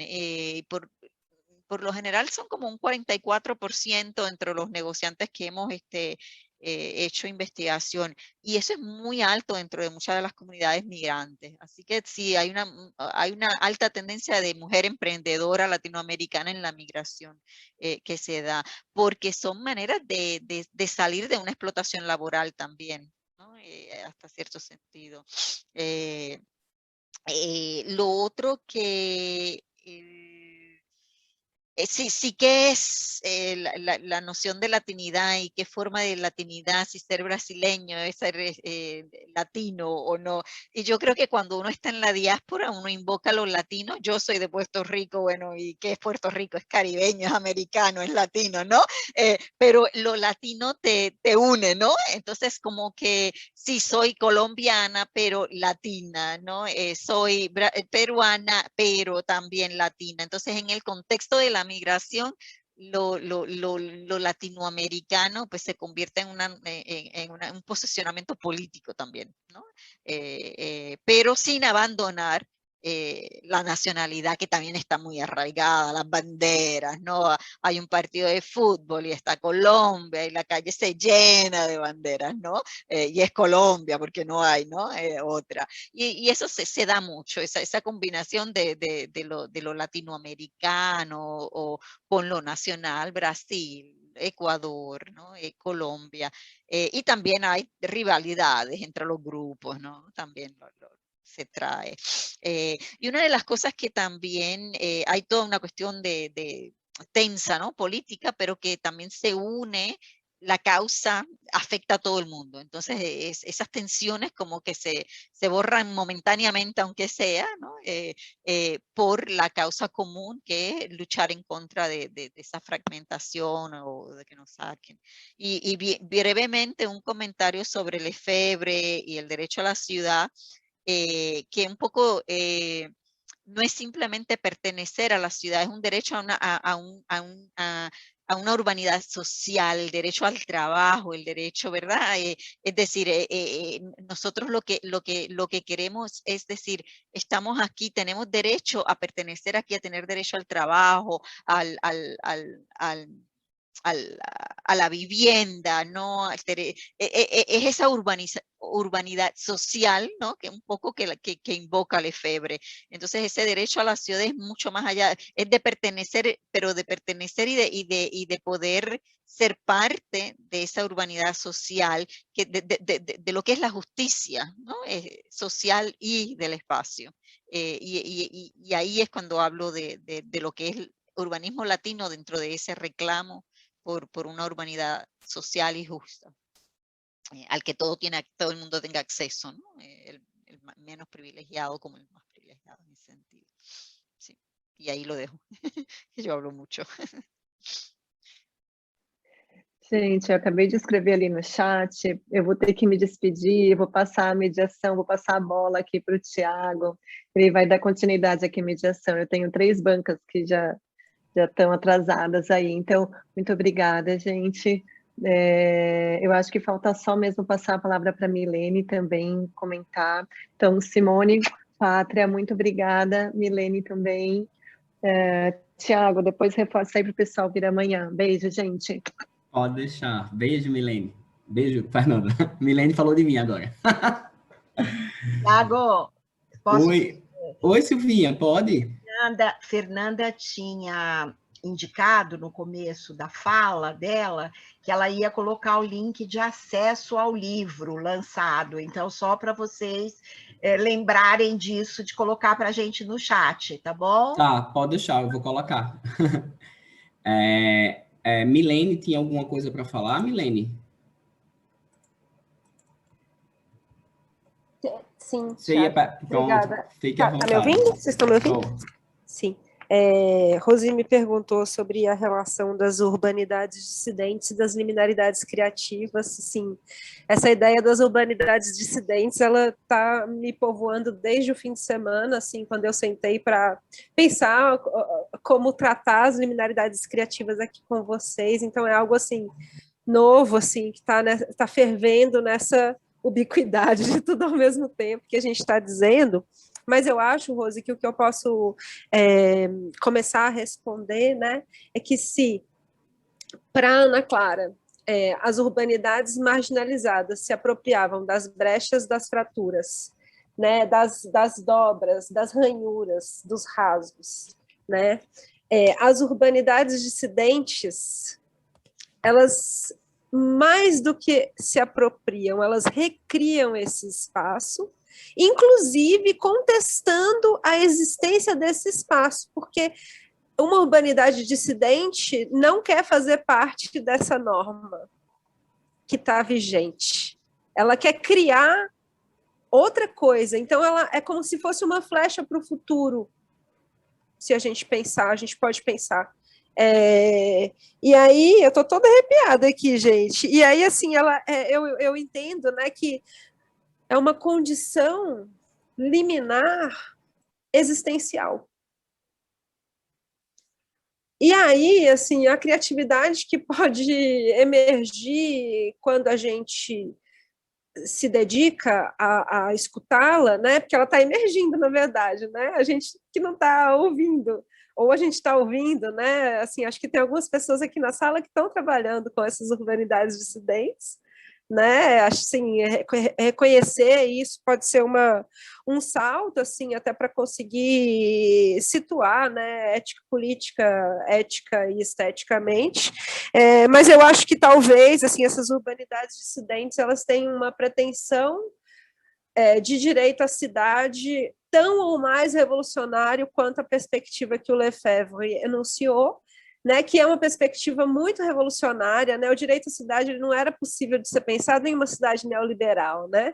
Tanto que o James Holston vai, enfim, reconstruir essa ideia a partir da perspectiva do pertencimento e tudo mais, né? O direito à cidade é tipo assim, vamos acabar com a cidade e pensar num outro mundo. Então, talvez essas urbanidades dissidentes estejam aí numa potência de liminaridade criativa, não sei nem como dizer, mas é isso, assim. O que existe não é o chão, não é a base, é algo que vai ser quebrado para poder ser reconstruído. Acho que mais ou menos por aí, assim, mas estou pensando com vocês, assim. Obrigada pela pergunta.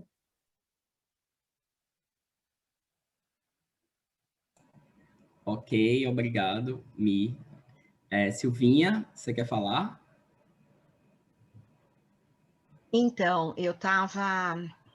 agora, a pergunta da Rose para a Milene e a resposta da Milene, enfim, me cutucaram aqui enfim, me fez pensar aqui algumas coisas. Mas eu queria primeiro fazer uma menção também ao quanto eu gostei das apresentações, o quanto eu gostei de conhecer a Pátria, que eu ainda não tinha visto falar, quer dizer, eu sabia dela, né, porque tanto Rose quanto Simone, enfim, colocaram o seu trabalho, colocaram você aqui no nosso pedaço. Então, gostei muito de ouvir o trabalho da Pátria e perceber, né, o quanto, de certa forma, né, Simone, tem coisas aí de diálogo presente que você explicitou e que agora, para mim, ficou mais claro, inclusive na proposta que você fez do pós-doc, do pós-doutorado Claxo, o que é o latino, enfim, nessa linha. Então, para mim, teve aí um aprendizado e uma conexão bem interessante, né? Então, e Simone, fiquei assim muito emocionada, né, com a forma como você recupera aqui essa trajetória do Jesus Martim Barbeiro, quer dizer, entendendo como a própria Fê, Fernanda Budag, que colocou, né, que a gente estaria também, de certa maneira, fazendo a ele uma homenagem aqui. Gostei muito da forma como você incorporou essa perspectiva toda de mexer, de retomar, uma coisa que a gente fala há tanto tempo, né, e como fazer essa perspectiva de construir mapas noturnos, enfim, eu fiquei muito emocionada e a gente esteve emocionada juntas, né, ontem na homenagem que o grupo lá da Amparo Marroquim Parducci fez ao meio-dia ontem para o Barbeiro, enfim, uma coisa...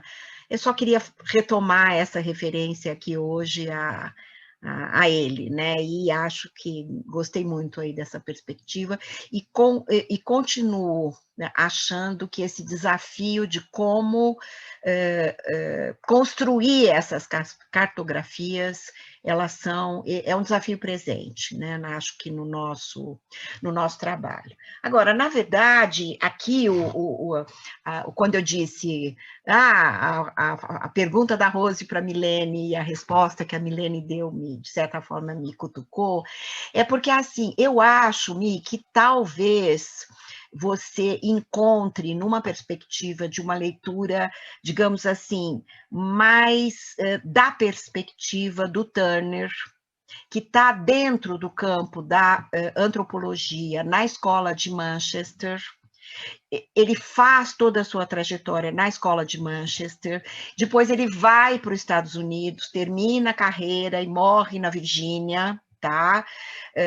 E tem muito essa perspectiva de um confronto desta escola de Manchester, um diálogo com o funcionalismo. Não significa que eles conseguem se afastar.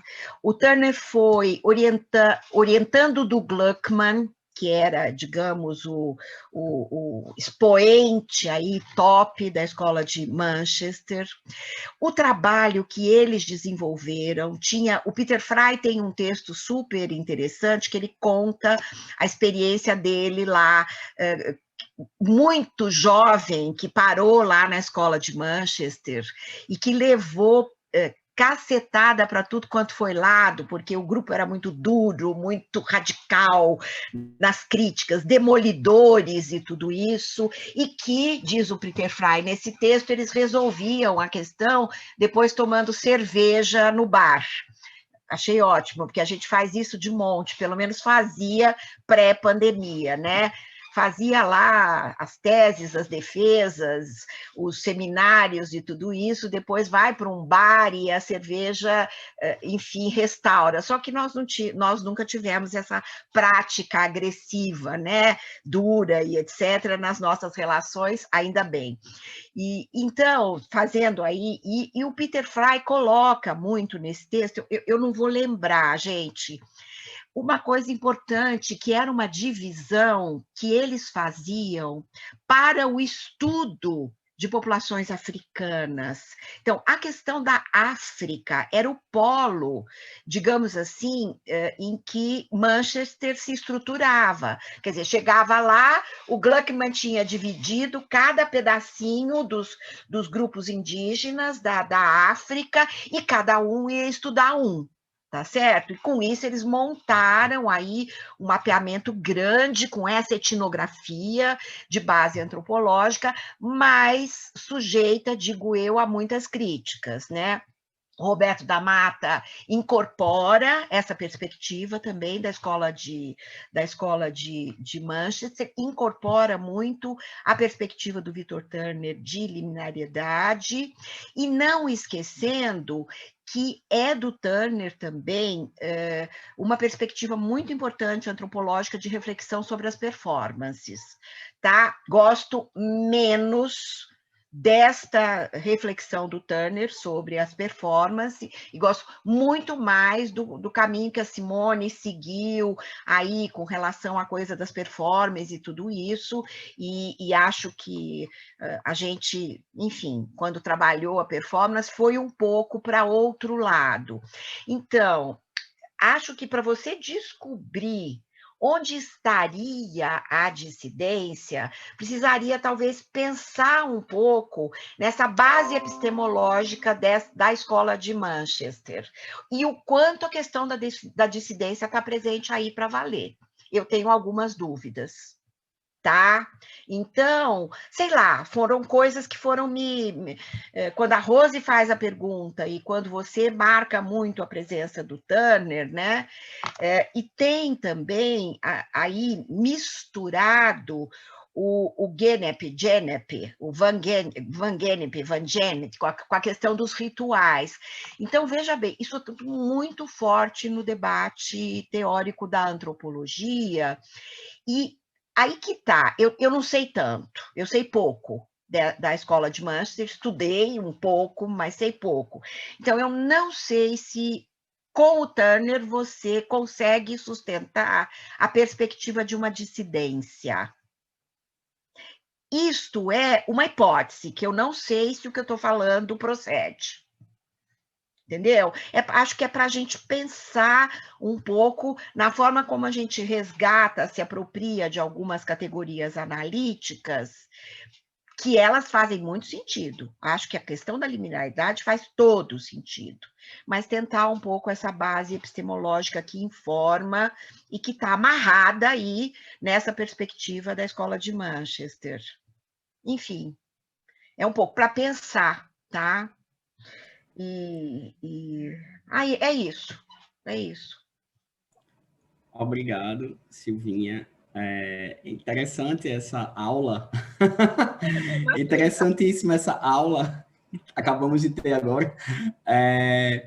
Porque me lembrou, Milene, aquilo que a gente discutiu. Lembra quando a gente estava escrevendo um artigo, que a Milene veio trazer esse conceito da liminaridade, e ela trouxe do Victor, né? E eu me lembro numa aula que eu tive no mestrado de antropologia, acredito, antropologia urbana, e aí eu disse, o conceito de liminaridade, ele não nasce com Turner, ele nasce com Van Gemp. O próprio Turner se inspira em Van Gemp, né? Que é no livro, acho que é o processo Ritos de Passagem. Né? Ele nasce nos ritos de passagem. Ritos de passagem do Genep. E aí tem uma base lá forte. Eu não sei se Milene quer falar alguma coisa sobre isso que Silvinha falou, para a gente encerrar aqui.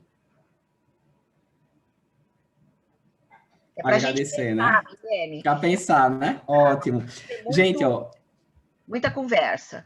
Eu queria agradecer, né? Finalizar a noite de hoje, que foi muito frutífera com o lançamento do livro, com tantas falas inspiradoras, a da Simone e a da Pátria, o belo encerramento com Milene, sabe? As perguntas, o debate. Eu queria agradecer demais, né? Em nome de Fernanda, que infelizmente teve que nos deixar, porque, enfim, né? Como ela falou, estava participando de outra banca.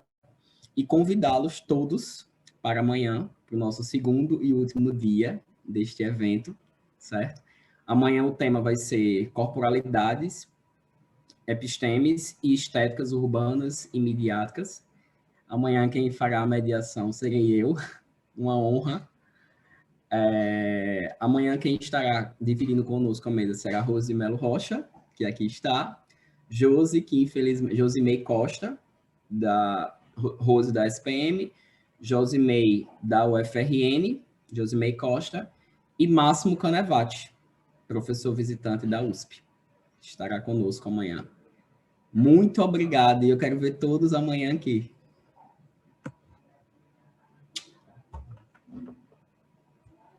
Aqui estaremos. Tchau, pessoal. Até amanhã. Foi ótimo. Tchau, gente. Obrigada. Beijo. Boa noite. Valeu. Obrigada. Até amanhã. Obrigada. Tchau, Obrigada. tchau. Tchau, gente. Tchau. Beijo. Tchau.